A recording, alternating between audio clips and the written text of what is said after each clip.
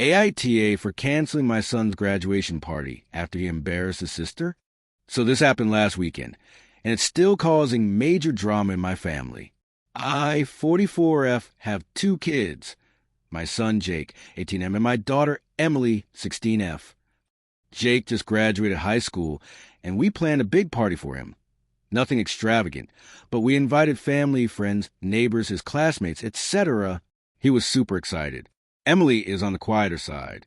She's shy, very academic, and not really the party type. She agreed to help out and be present at the event, even though big crowds stress her out. About an hour into the party, Jake's friends started chanting for him to tell the story. I had no idea what they were talking about. Then Jake, on a mic in front of about 40 people, tells a story about how Emily got her period during a field trip in 8th grade and bled through her pants, and how he was a hero because he gave her a sweatshirt to tie around her waist.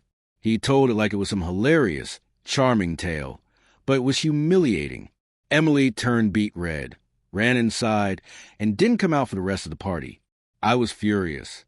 After I made sure Emily was okay, I went back outside, grabbed a mic, and told everyone the party was over and to please leave. Jake was stunned. I told him he humiliated his sister, and that was not okay. Now he's calling me an AH for ruining his once-in-a-lifetime graduation celebration. My ex-husband, Jake, and Emily's dad, says I overreacted and should have just talked to him privately. My mom is also saying I made a scene and punished everyone over one bad moment. But Emily hasn't left her room since. She says she doesn't want to go to school in the fall because everyone's going to laugh at her again. I feel awful for her. So, AITA, update. Hi again, everyone. I didn't expect my post to blow up like that. But thank you to everyone who took the time to comment, DM, and share your perspectives. I read as many as I could, and a lot of your words really helped me feel less crazy about what happened. So here's what's happened since the party. 1. Jake and I had a serious conversation. The first 2 days after the party, Jake was furious. He refused to talk to me, just sulked in his room or went out with friends. Finally, we sat down and had a long, honest conversation. At first, he doubled down, saying it was just a joke, and everyone laughed. But I pushed back. I told him point blank, "You don't get to make your sister the punchline for a room full of people. That's not humor. That's cruelty dressed up as a story." He got quiet. Then he admitted he didn't think it would upset her that much. He said he thought it was harmless and that he was just trying to be funny and relatable. He apologized to me, but more importantly, 2, he wrote Emily an apology. I didn't force him, but I told him if he really wanted to fix things, he needed to take responsibility with her. He ended up writing Emily a letter. She still isn't talking to him directly. It was actually pretty heartfelt. He admitted it was a dick move, said he didn't think about how it would feel for her, and even acknowledged that his friends were egging him on and he wanted to impress them. Emily read it and didn't say much. She hasn't totally forgiven him, but she did come out of her room yesterday for dinner. So that's a win. 3, the family drama continues. My mom still thinks I was wrong to end the party, but she softened a bit. She said, "You did what you thought was best in the moment," which is basically her version of, "I guess I understand." My ex-husband, however, is still mad. He says I humiliated Jake in front of his friends and that boys will be boys. Yes, he really said that. I told him that attitude is exactly why Jake thought this was okay in the first place. For the internet helped me. So many of your comments made me feel less alone.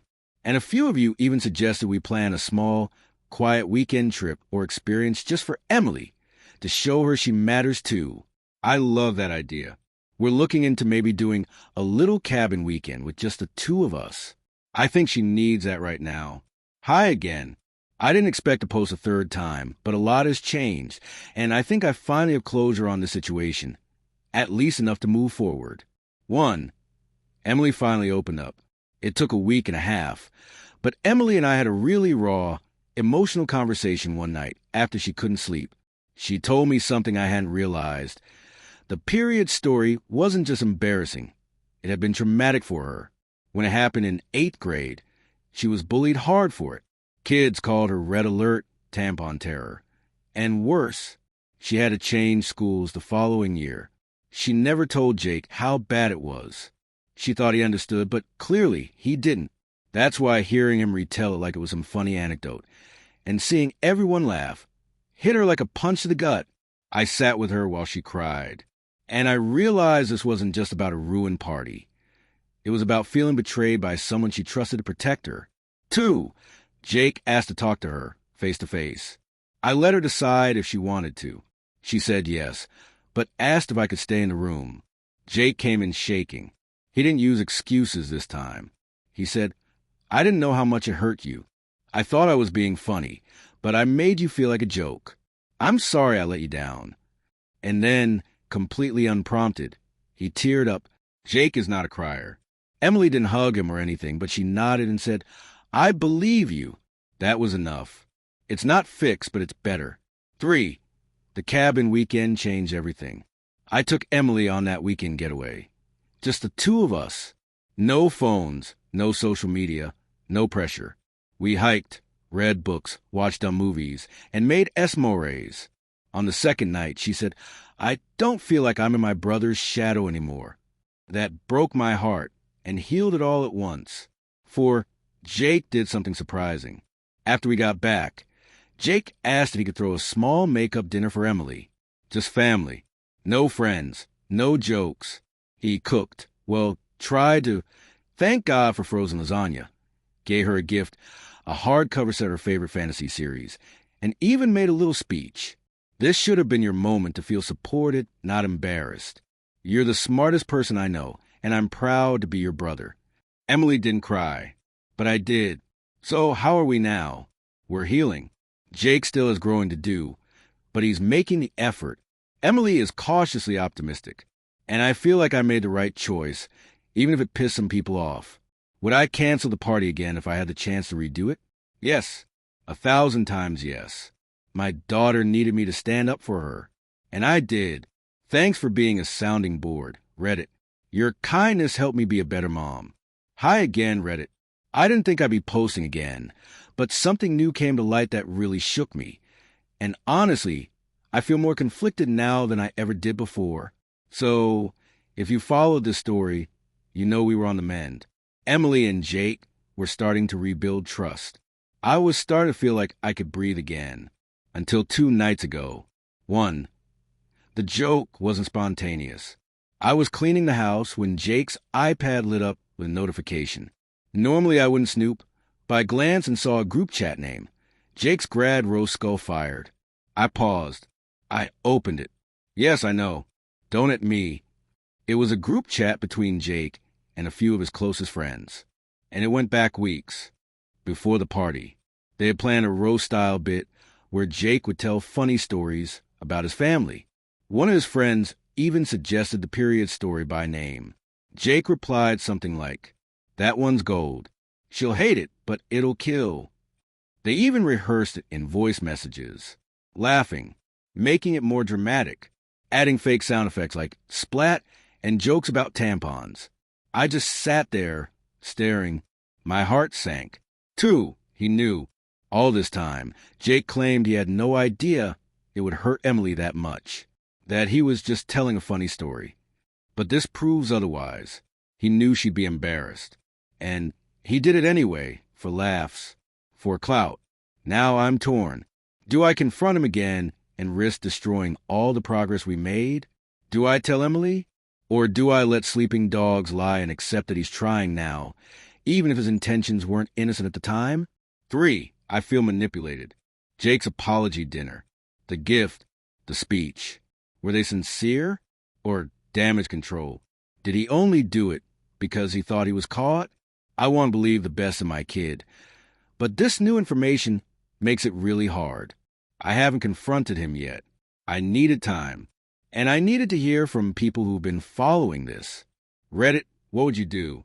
Posted by you /throwaway grad party. 1 month after original post. I waited 2 days before saying anything.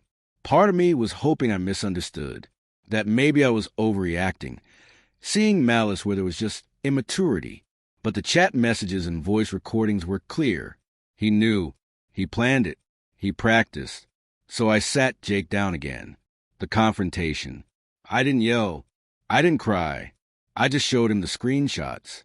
At first, he went pale, then defensive. Why were you looking through my iPad? I told him that wasn't the point. I said, you told me this was a mistake, that you didn't know it would hurt her, but you rehearsed it. You called it gold. So which is it? He was silent for a long time. Then he just said, I didn't think she'd find out. I don't know what I expected. Remorse? Anger? Tears? But it hit me harder than if he'd screamed in my face. He didn't deny it. He didn't justify it. He just admitted that his apology and everything since was a way to clean up what he thought was a PR mess, not repair a relationship. I told him I was disappointed. Not the cliche, I'm not mad, I'm disappointed. I told him this was a moment that would define his integrity, that he had chosen performance over empathy, popularity over his sister's dignity. And then I told him this. You're not a bad person, but this was a bad thing. And if you don't want that to be who you are, you need to prove it. Not to me, to her. Jake's next move. That night, he left the house. I didn't hear from him for hours. Then around midnight, I got a text. I'm at Dad's. I need time to think. I won't run away. I'll fix it. I haven't seen him since, but he's been texting. Not much. Just quiet updates. I talked to a counselor. I'm writing something for M. I'm not ready to come back, but I'm trying. I believe he means it this time. Emily doesn't know. Yet, I haven't told her about the messages. Some of you might disagree with that, but here's my reasoning. She's healing. She's starting to laugh again. She's with summer classes and made a new friend. If Jake does want to make things right, I want that to come from him, not from a betrayal bombshell. If he fails, if he lies again, if this was all more manipulation, then I'll protect her and she'll know everything. But for now, I'm giving him one last shot to be better. Jake's letter to Emily. I don't expect you to forgive me. Honestly, I don't even know if I deserve for you to read this. But I'm writing it anyway, because not saying anything feels like just another coward move, and I've already made too many of those. I lied to you. I lied to Mom. I lied to myself. That story I told at the party, I didn't accidentally humiliate you. I rehearsed it. I let my friends talk me into making you the punchline, and I knew it would hurt you. I knew it was a story that followed you around for years, but I still told it loudly, proudly, and in front of everyone. Why? Because I wanted to be funny. I wanted attention. I thought I could be the cool, charming guy for one damn night. What I chose not to think about, was that I was stepping on you to climb up, that the same story that got me laughs cost you real pain. I knew how bad middle school was for you. I remember that field trip. I remember how you didn't talk for a week. I remember how Mom had to meet with the school, and I still told the story anyway. So, yeah, you were right to run. What I did wasn't a mistake. It was a choice. I've been talking to someone, like an actual counselor. It's made me look at a lot of stuff I didn't want to. How I hide behind jokes. How I perform instead of connect. How I say sorry when I really mean, please don't hate me. I don't want to be that guy anymore. I don't want to be someone people have to recover from. I don't expect things to go back to normal. But if there's any part of you that thinks maybe someday you could trust me again, I'll wait. Until then, I'll shut up and do the work. I love you, Em. I really do. I just hope that means something again one day. Jake. Emily's reply. I haven't posted here before, and I'm not even sure I'll leave this up, but I need to put this somewhere. 3 weeks ago, my older brother humiliated me at his graduation party by telling a deeply personal story, one I spent years trying to forget. At first, he said it was a harmless joke. Then he apologized. Then he threw a dinner and gave me a gift. For a second, I started to think maybe he really had made a mistake. Then my mom found messages, and the truth came out. He planned the whole thing, rehearsed it. He knew it would hurt me, and he did it anyway. That truth gutted me in a way I wasn't prepared for. I didn't know betrayal could sit in your body like a stone. I felt stupid for even thinking we were getting close again. Then last week, I came home from summer class and found a letter on my desk. It was from him. I didn't read it right away. I just stared at it for hours. I don't know what I was afraid of. That he'd make excuses? That he'd twist a knife?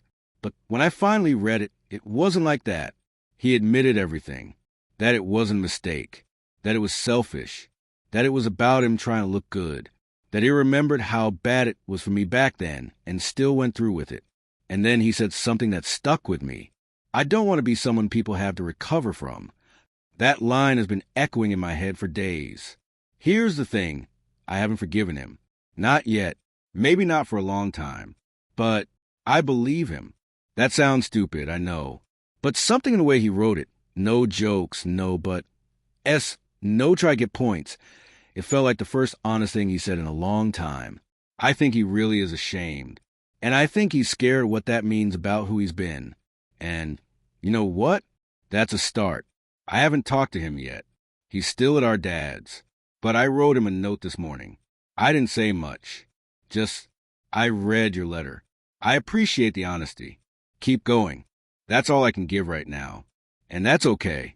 I've spent a long time shrinking myself to avoid being noticed or laughed at. This mess was painful. Yes. But weirdly, it reminded me that I matter.